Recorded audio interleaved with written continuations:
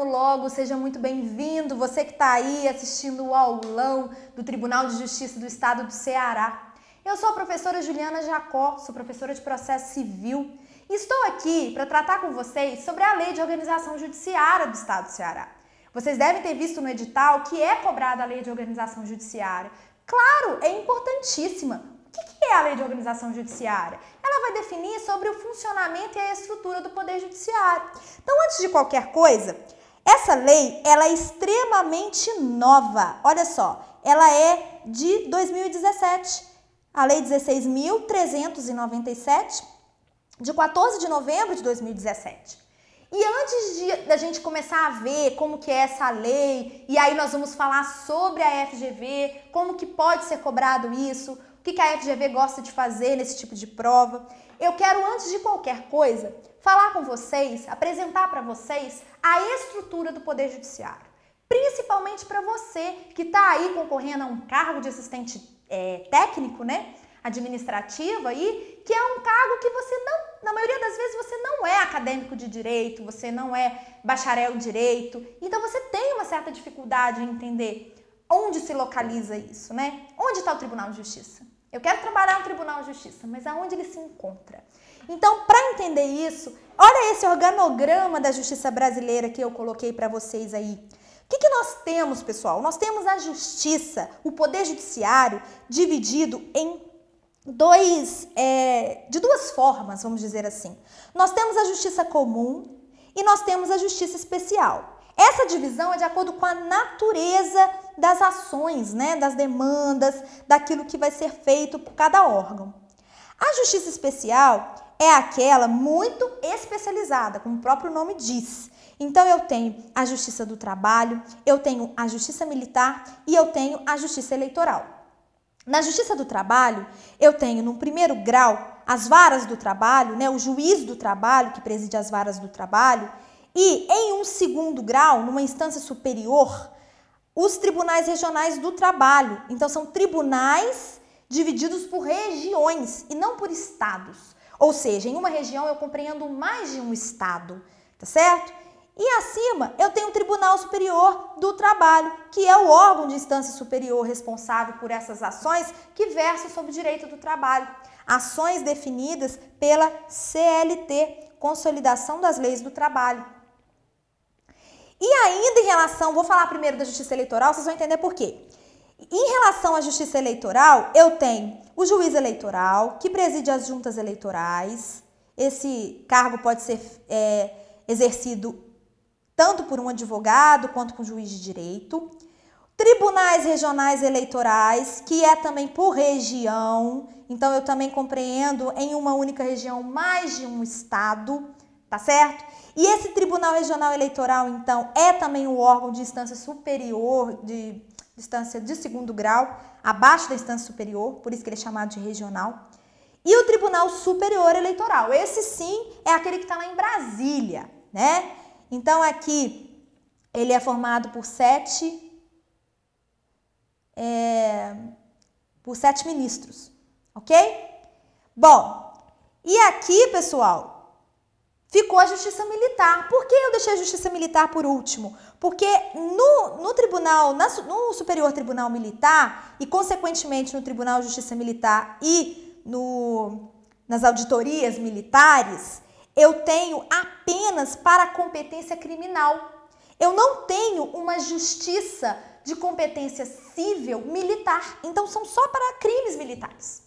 Certo? Só para vocês entenderem aqui. Então, ele é mais especial ainda. Então, eu tenho um Código de Processo Penal Militar, eu tenho um Código Penal Militar e atribuições muito específicas.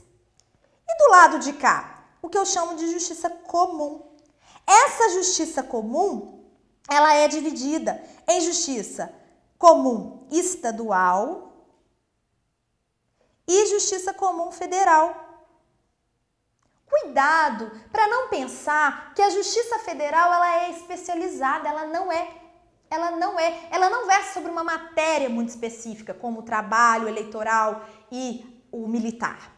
Ela é apenas em relação principalmente aos órgãos ausentes que estão um dos polos da ação, no polo ativo, no polo passivo.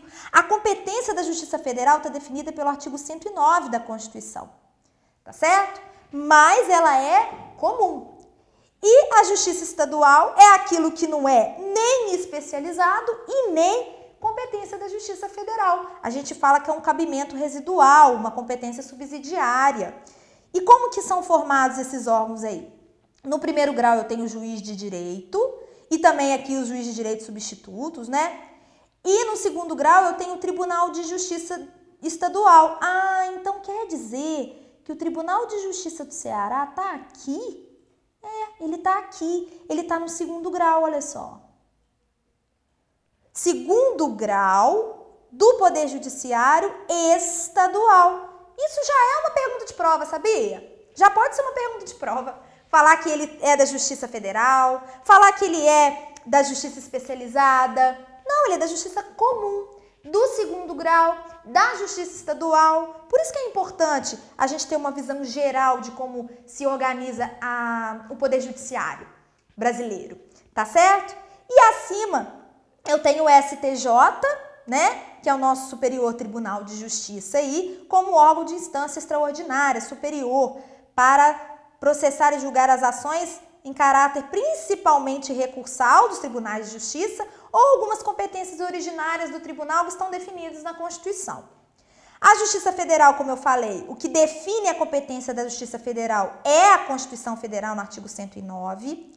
Acima dela, no segundo grau, eu tenho os tribunais regionais federais, então também é dividido por regiões, nós temos 5 regiões atualmente, 5 tribunais regionais federais, tá certo? Fortaleza, inclusive, tá na 5ª, ok? E nós temos,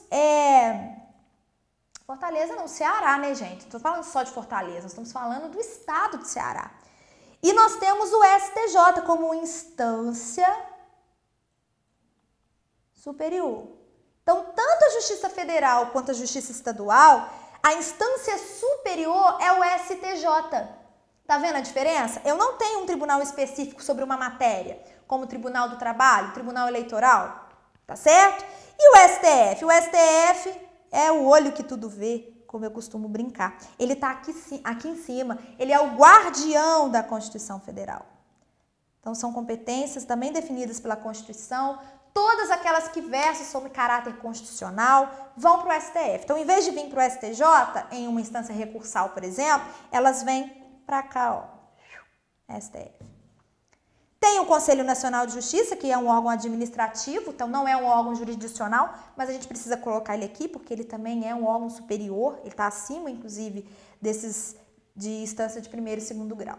Por que, Juliana, você está perdendo tempo mostrando esse organograma para gente? Para facilitar, para vocês entenderem onde se localiza o Tribunal de Justiça e para vocês entenderem também, com base na localização dele, quais são as atribuições que o Tribunal de Justiça vai ter, tá certo? E aí, partindo daqui, nós começamos com a seguinte pergunta, olha só, o que é uma LOJ? É a Lei de Organização Judiciária do Estado, beleza? Só que a Lei de Organização Judiciária, qual que é a função dela? Ela é feita para quê?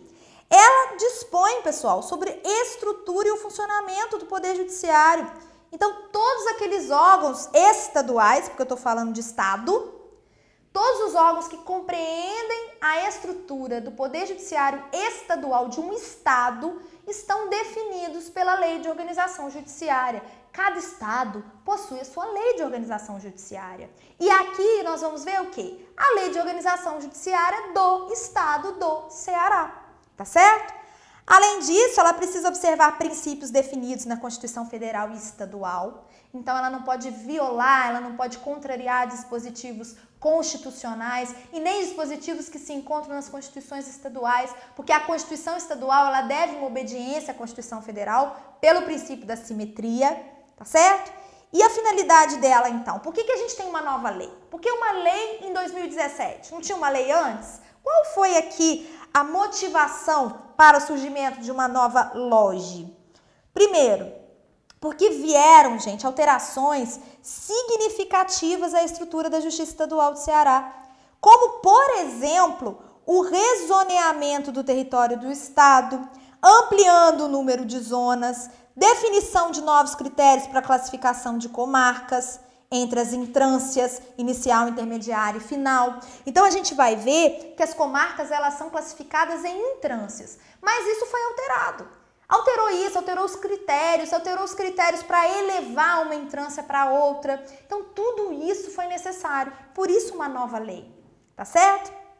E como essa lei é dividida? E é isso que eu coloquei para vocês, porque entendendo a divisão da lei, a gente consegue destacar os pontos mais importantes, falar como isso deve cair em prova, qual é a chance de cair cada dessas questões em prova e também no finalzinho fazer algumas questões baseadas naquilo que a FGV já cobrou em outros tribunais de justiça, lembrando que sobre essa lei especificamente, a FGV ainda não fez nenhuma prova, porque é uma lei muito nova, muito recente. Então, temos essa lei de novembro de 2017. Em 2018 não teve concurso para o Tribunal de Justiça e agora em 2019 é a primeira vez. Por isso que é muito novo. Então, eu peguei questões de tribunais de outros estados, mas que foram elaboradas pela FGV e fiz as adaptações necessárias para mostrar para vocês como que a FGV provavelmente vai cobrar.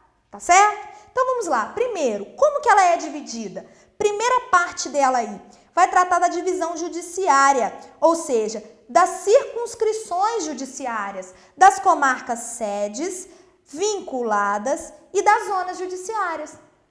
Mas espera aí, o que é comarca? O que é comarca sede? O que é zona judiciária? Vamos lá. Primeira coisa, para eu ter uma comarca, eu preciso preencher requisitos legais. Eu até coloquei aqui que esses requisitos estão aqui, nós vamos falar sobre eles. Então, eu tenho requisitos legais, objetivos para preencher, para instalar uma comarca, ok? Porém, eu posso ter tanto uma comarca sede quanto uma comarca vinculada. Por quê? Porque a comarca, ela compreende o limite territorial de um município, 2 ou mais, certo?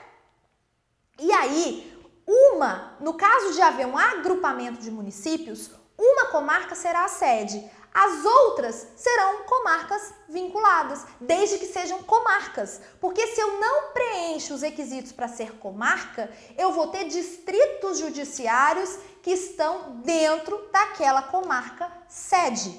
Então, eu tenho comarca sede, se não é sede e é comarca, comarca vinculada, e se não é comarca, distrito judiciário. Tá certo? E aqui, as comarcas do interior se agrupam em zonas, com exceção somente de Fortaleza, tá? Então, só Fortaleza que não tem esse agrupamento em zonas aqui. As comarcas do interior vão se agrupar em zonas judiciárias. Já coloquei o limite aqui para vocês, né? E a classificação delas? Intrâncias, né? 3 intrâncias. Inicial, intermediária e final. E aí, antes da gente entender o que quais são os critérios para haver uma elevação de uma comarca para outra, vamos entender os requisitos para criar uma comarca? Então, vamos lá. Primeira coisa, eu preciso necessariamente de uma população mínima de 15 mil habitantes. Então, uma cidadezinha de 2 mil, 3 mil habitantes não pode ser comarca, ela vai ser distrito judiciário, porque ela não pode ser comarca, tá certo? Agora, se eu tenho 15 mil habitantes ou mais, eu já preenchi o primeiro requisito.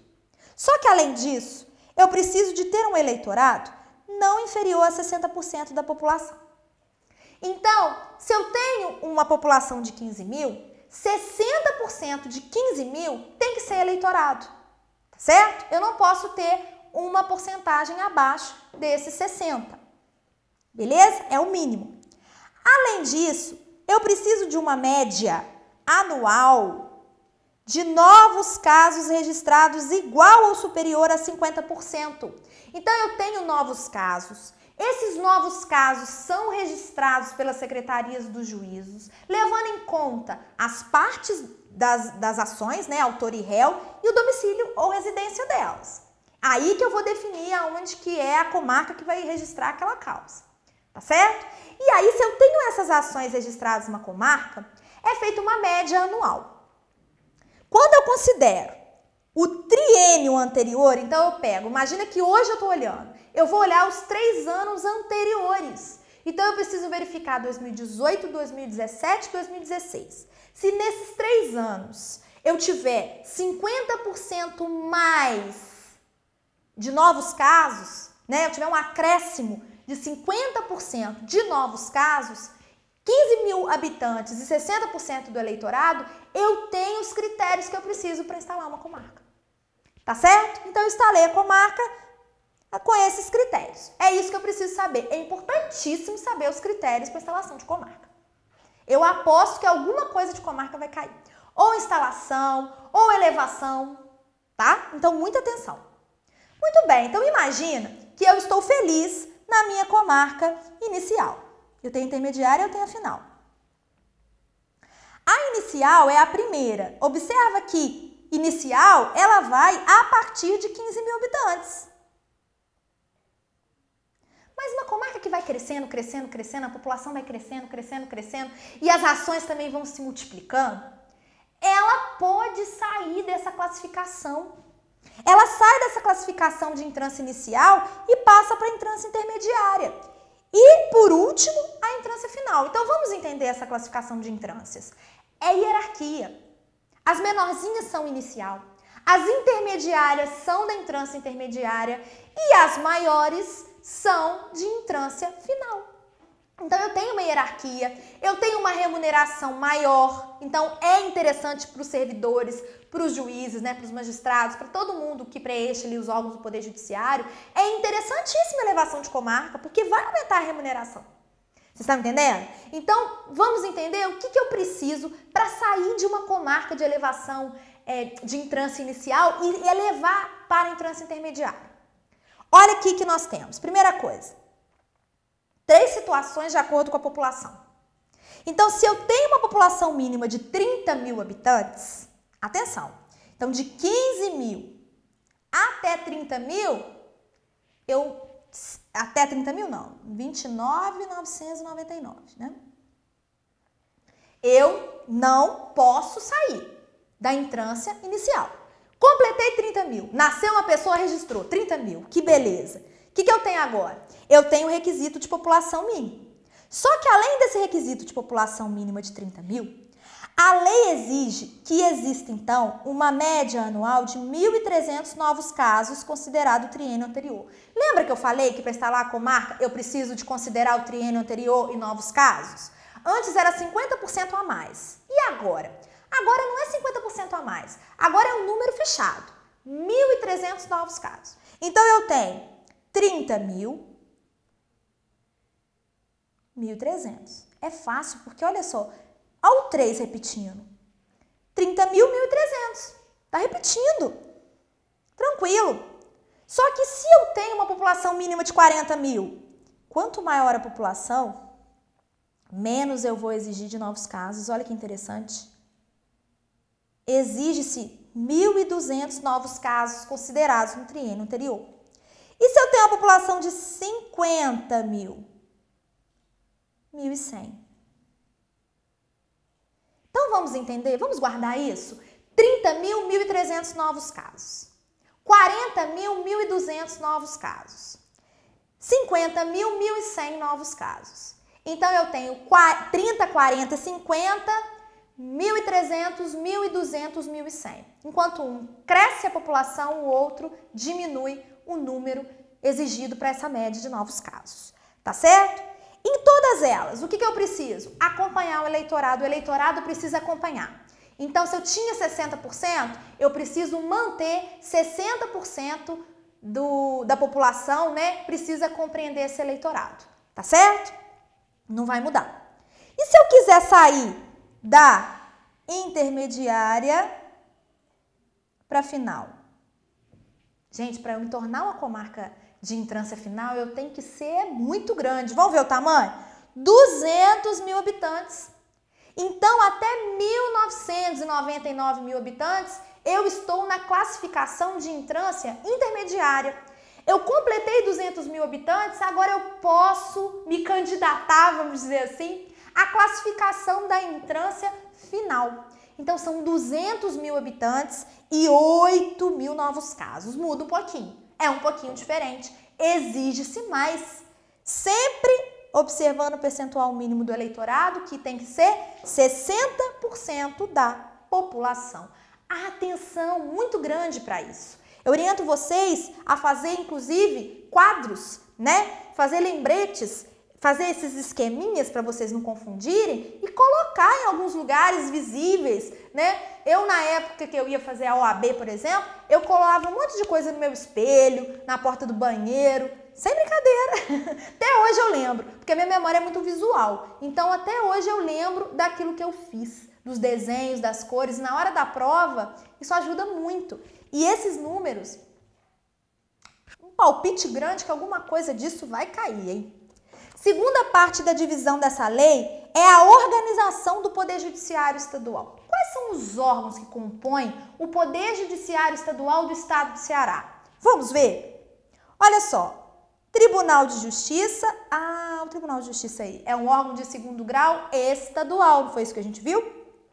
Só que além do Tribunal de Justiça eu tenho o quê? Eu tenho o Tribunal do Júri, eu tenho os Juizados Especiais Cíveis e Criminais da Fazenda Pública, Juizados Especiais de Violência Doméstica e Familiar contra a Mulher, isso aqui é muito diferente, né? Então, uma atenção especial para esse juizado.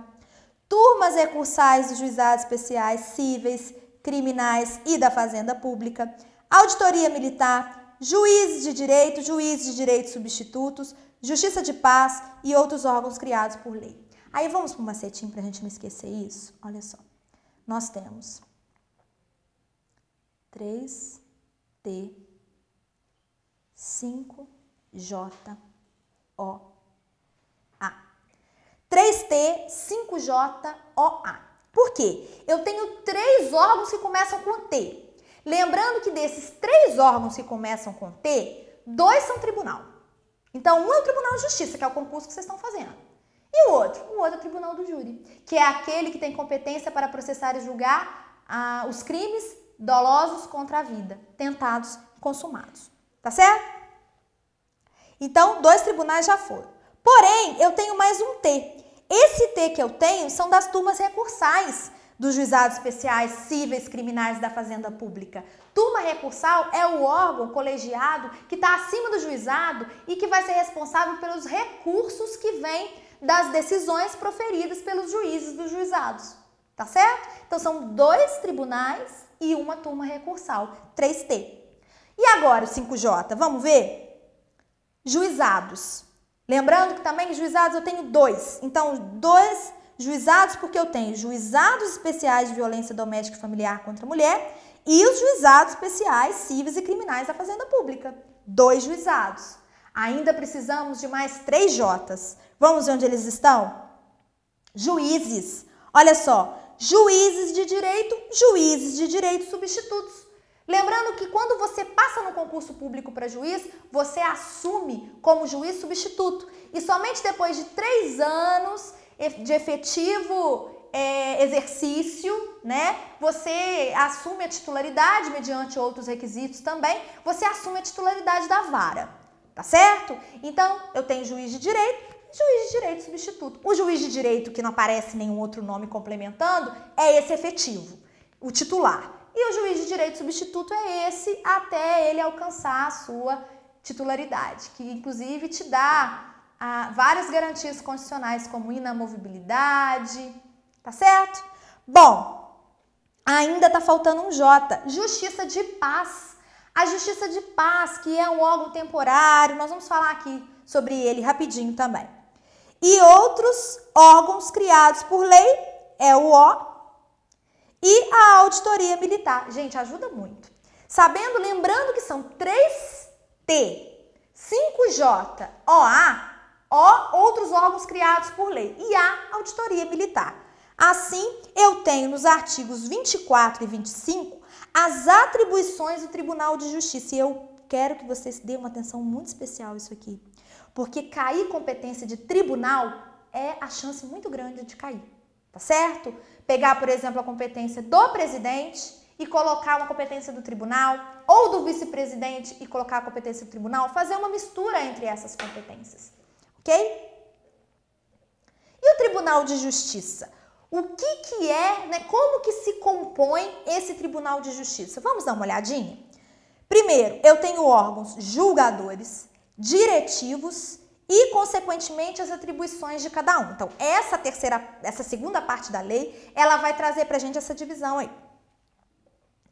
Órgãos julgadores. O que é que compreende os órgãos julgadores? O tribunal pleno. O que é o tribunal pleno? É a totalidade de membros, de desembargadores, que nós temos 43 desembargadores, no caso do Tribunal do Ceará, Tribunal de Justiça do Ceará.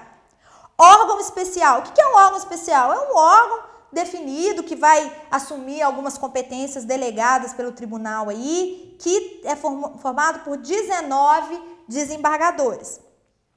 Seção de direito público, seção de direito privado, seção criminal.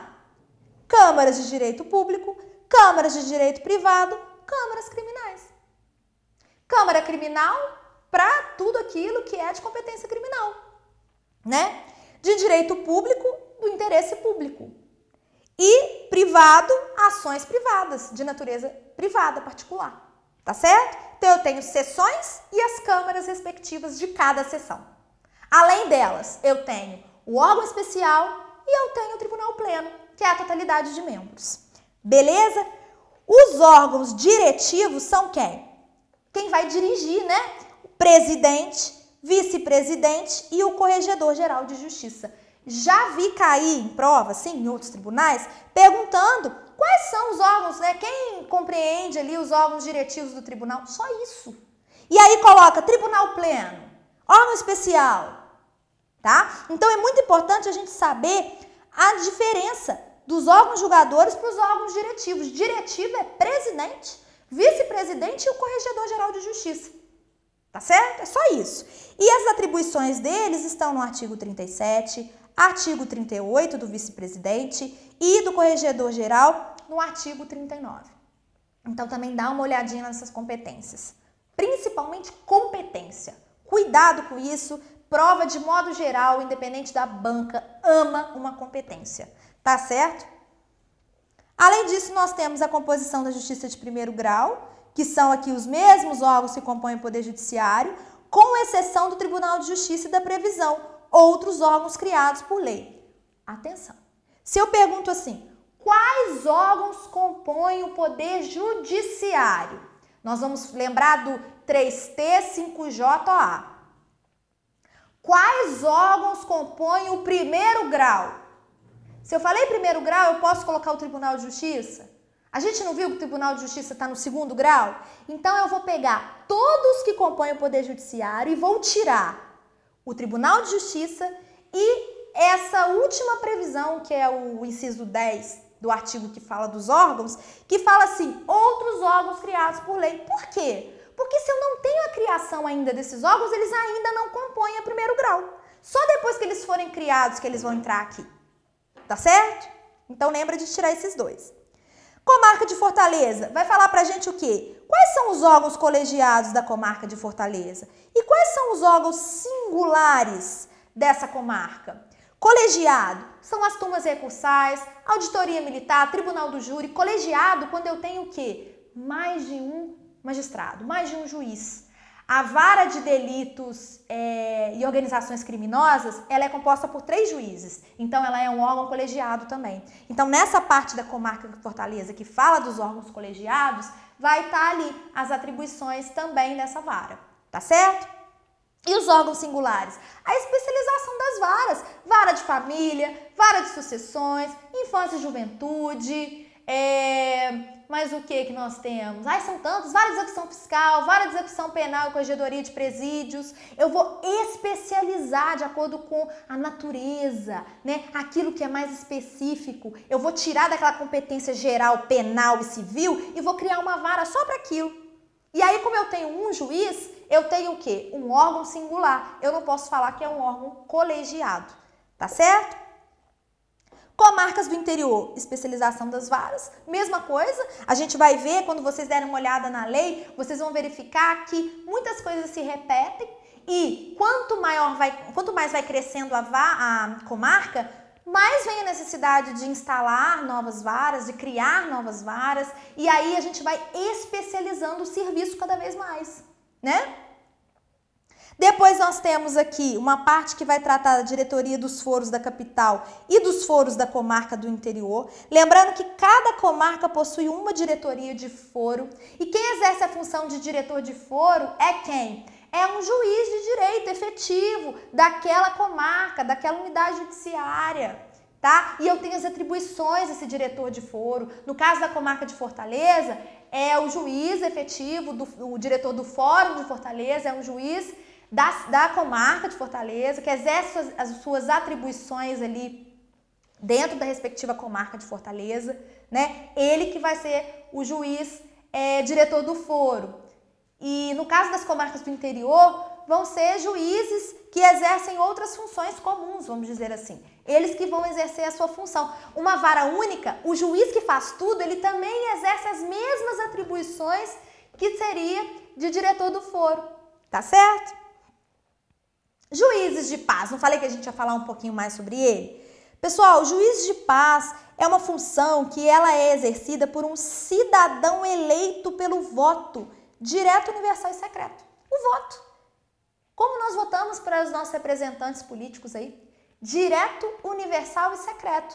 É um cargo temporário, porque ele tem a duração de 4 anos. Então é um mandato, né? Ele vai cumprir um mandato de duração de 4 anos e vai ser remunerado pelos cofres públicos e ele é eleito pelo povo. Olha que legal.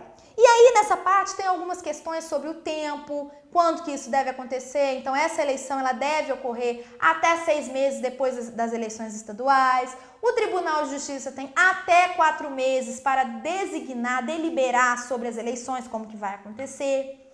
Tudo isso nessa parte dos juízes de paz. Quais são as funções dele? Celebrar casamentos civis, verificar o processo de habilitação dos casamentos, exercer as atribuições conciliatórias sem caráter jurisdicional e os requisitos para alguém que quiser concorrer ao cargo de juiz de paz estão aí no artigo 106, parágrafo 1º.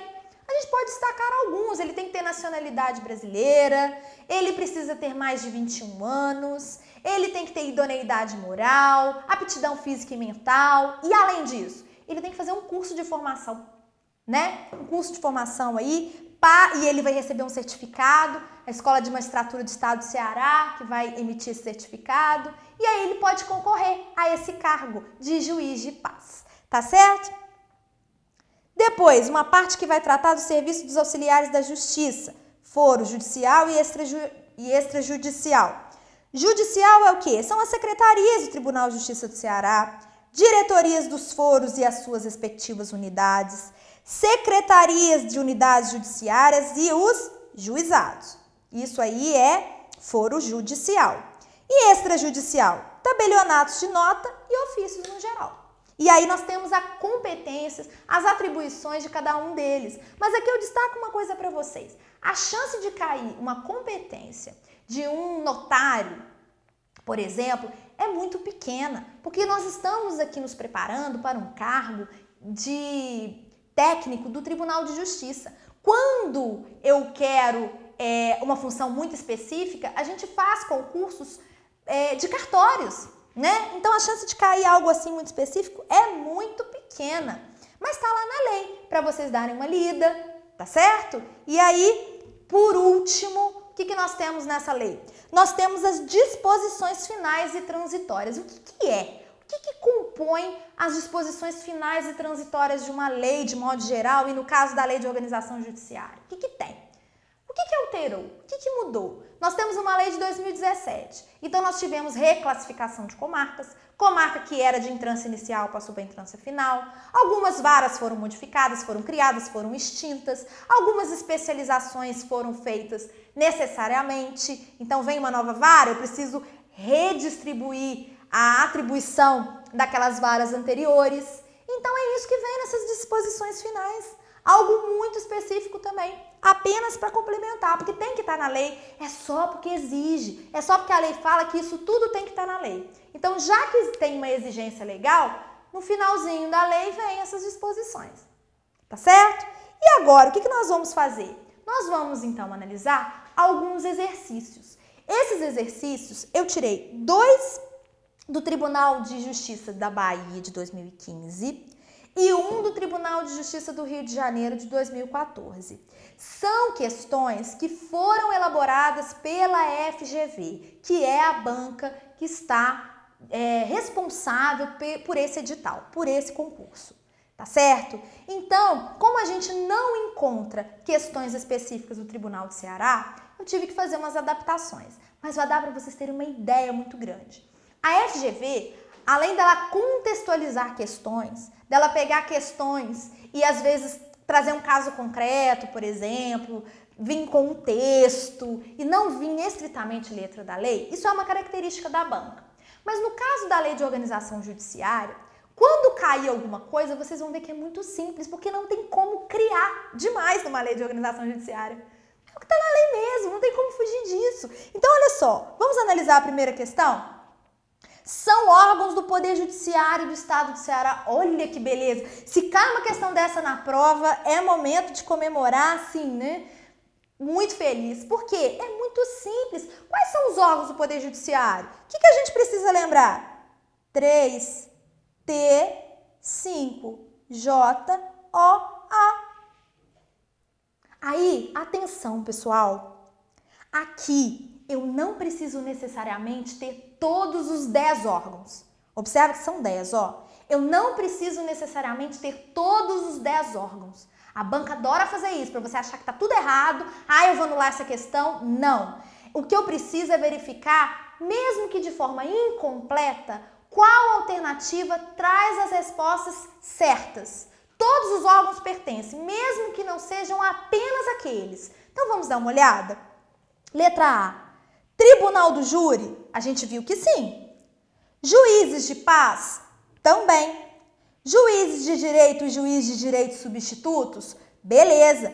Tribunal Regional Eleitoral, Por que eu fiz questão de fazer aquele esqueminha no início da aula com vocês? Porque o Tribunal Regional Eleitoral faz parte da Justiça Especializada. Ele é um órgão de segundo grau, mas ele faz parte da Justiça Especializada. Então, ele está em região. Ele não está dentro do Estado. Ele não é atribuição, ele não é composição da Justiça Estadual, do Poder Judiciário Estadual. Então, lembra daquele desenho, lembra desse 3T, 5JOA, que fecha. Não tem Tribunal Regional Eleitoral lá. Os únicos tribunais que eu tenho é o Tribunal de Justiça e o Tribunal do Júri. Ok? Tribunal de Justiça, sim. Auditoria Militar, é o nosso A do nosso macetinho aqui. Turmas recursais dos juizados especiais, cíveis, criminais e da Fazenda Pública, vimos que sim. As turmas desses juizados também são órgãos. Tribunal do Júri, beleza. E aí? Por enquanto essa é a resposta, né? Vamos continuar? Vamos ver se tem mais alguma coisa para baixo aqui? Então vamos lá. Tribunal de Justiça, sim. Tribunal Regional Eleitoral, não. A gente viu que o Tribunal Regional Eleitoral não é. Tribunal Regional do Trabalho, nossa senhora, de jeito nenhum, né? E agora, continuando. Tribunal de Justiça, sim. Juízes de direito e juízes de direito substitutos, também. Tribunal do Júri, maravilha. Turmas recursais de juizados de violência doméstica e familiar contra a mulher.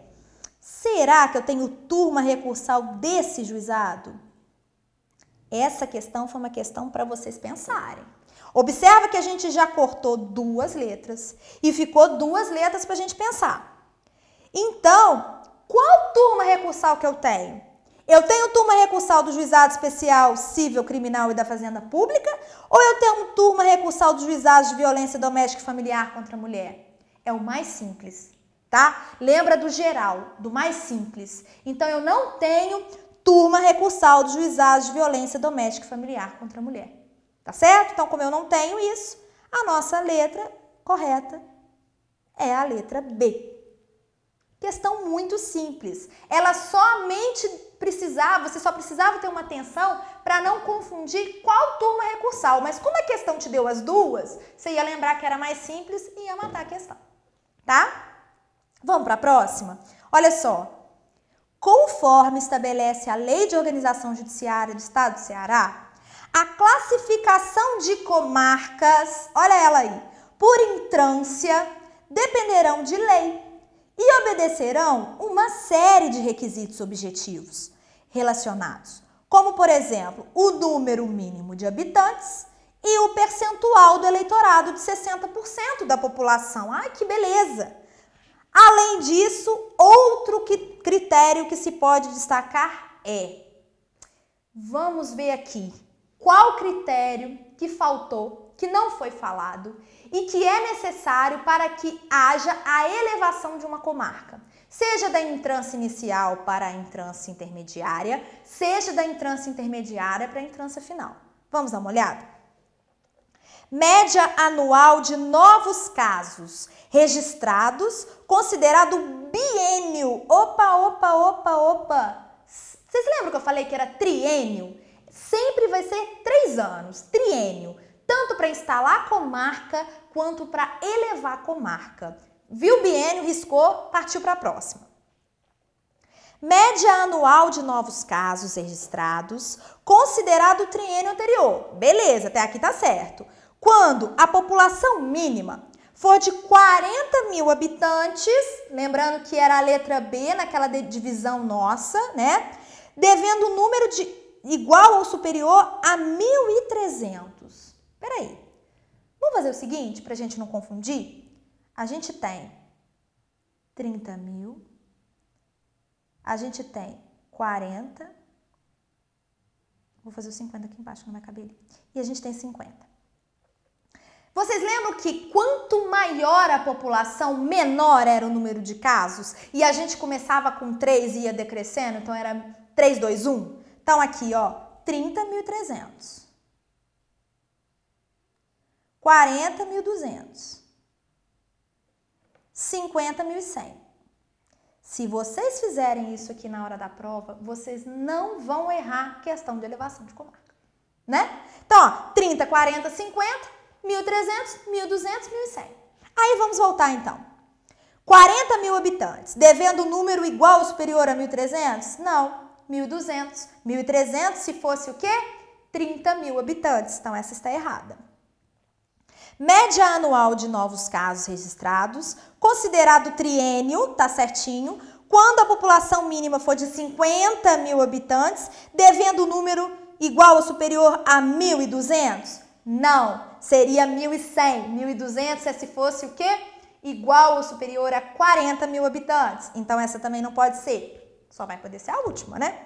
Média anual de novos casos registrados, considerado o triênio anterior, certinho, quando a população mínima for de 40 mil habitantes, devendo número igual ou superior a 1.200. Maravilha! Olha só como é que o macetinho ajudou. Não é verdade? E se perguntasse, e se falasse assim, média anual de novos casos registrados, considerando o triênio anterior, quando a população mínima for de 200 mil habitantes, devendo número igual ou superior a 8 mil novos casos. Então, para eu elevar de entrância intermediária para final, 200 mil e 8 mil novos casos. Tranquilo? E a nossa última questão. Conforme estabelece a Lei de Organização Judiciária do Estado do Ceará, aos juízes da Vara da Infância e da Juventude compete. Por que eu coloquei essa questão? Às vezes o aluno vê isso e pensa assim, meu Deus, eu não estudei a competência específica do juiz. E agora? Eu fiquei preocupado com elevação de comarca, eu preocupei com os órgãos diretores, com os órgãos julgadores, diretivos, né? Julgadores, e agora caiu uma competência exclusiva. Desespera, começa a arrancar o cabelo. Vamos ler? Porque é uma questão muito simples e vocês vão entender por que ela é muito simples. Primeiro, lembra que a Vara de Infância e Juventude, acho que isso é até de conhecimento de vocês, ela é responsável por aquelas crianças institucionalizadas, aquelas crianças que estão sob o poder pátrio do Estado. Se ela está na família, a competência é da Vara de Família. Primeira coisa é isso. Agora vamos ler, porque a própria questão vai nos dar a ideia clara da competência. Vamos lá. Decretar prisão preventiva, conceder liberdade provisória e fiança, revogá-las ou cassá-las no curso da instrução em desfavor do adolescente infrator. Peraí. Eu tenho prisão de adolescente? O adolescente vai preso? Olha só. O adolescente comete crime, pessoal? Não! O adolescente comete ato infracional, seja tipificado pelo Código Penal ou como forma de contravenção penal, mas é ato infracional. Então, ele não está sujeito à pena, ele está sujeito às medidas socioeducativas definidas pelo ECA, Estatuto da Criança e do Adolescente, a Lei 8.069 de 90. Então, se ele não pratica crime, como que eu vou decretar a prisão preventiva dele? De jeito nenhum. Aí colocou o adolescente infrator pra você pensar, ah, isso mesmo, é o juiz da infância e da juventude. Não é, pegadinha master. E essa questão, ela caiu exatamente assim em relação ao Tribunal de Justiça da Bahia. Exatamente assim. Essa aqui eu não mudei nada. A única coisa que eu mudei para adaptar a questão é isso aqui. Lei de Organização Judiciária do Estado do Ceará. Mas ela caiu exatamente dessa forma. Tá? Então, o que ela queria de você? Um conhecimento seu geral. Um conhecimento seu que sai até um pouco da lei, da competência da lei. Quer dizer, você poderia ter decorado a competência e saber que isso não era competência desse juiz de vara da infância e juventude? Poderia. Mas e se você não tivesse prestado atenção nisso e não lembrasse quais eram as competências? Você conseguiria fazer essa questão? Se você soubesse que o menor, que o adolescente, ele não comete crime, você faria essa questão. Tá certo? Vamos lá. Processar e julgar ações concernentes à comunhão de interesses entre portadores de debêntures e ao cancelamento de sua garantia. Debêntures são títulos de crédito, coisas de investimento, tem nada a ver com o juiz da infância e juventude, tá certo? Processar e julgar ações de investigação de paternidade, cumuladas ou não com a petição de herança. Vamos lá? Uma ação de petição de herança é competência da vara de sucessões. Porém, se ela vem cumulada com a investigação de paternidade, a vara de família atrai essa competência. Então, quem tem competência para esse tipo de ação são as varas de família. Isso não é infância e juventude. Tá certo? E a letra D? Em execução de medidas socioeducativas, exercer jurisdição em fiscalização e apuração de irregularidades em entidades que executam programas socioeducativos. Maravilhoso! Ele tem essa função de fiscalizar, ele tem a função de trabalhar com os conselheiros tutelares, com outras organizações de sociedade civil de proteção à criança e adolescente. Essa é a função do juiz da vara de infância e juventude. Então, olha só, em relação à organização judiciária, pessoal, era isso que eu tinha para falar para vocês. Eu espero que tenha dado para vocês terem um norte de como que é dividida a lei, as definições ali, o que vocês precisam saber mais. O que eu julgo mais importante, eu falei nessa aula para vocês. Eu espero que vocês tenham prestado atenção nesses detalhes, atenção a esses números, população, questão da classificação de entrâncias. Já vi cair, inclusive, assim, as comarcas são classificadas em entrância inicial, intermediária e final. Só isso. Então, se caiu menos, se a gente se prepara para o mais, esse tipo de questão fica super tranquilo, né? Então, é isso. Eu espero que vocês tenham gostado aí e nos vemos aí no curso, tá certo? Nas aulas de Lei de Organização Judiciária. Grande abraço!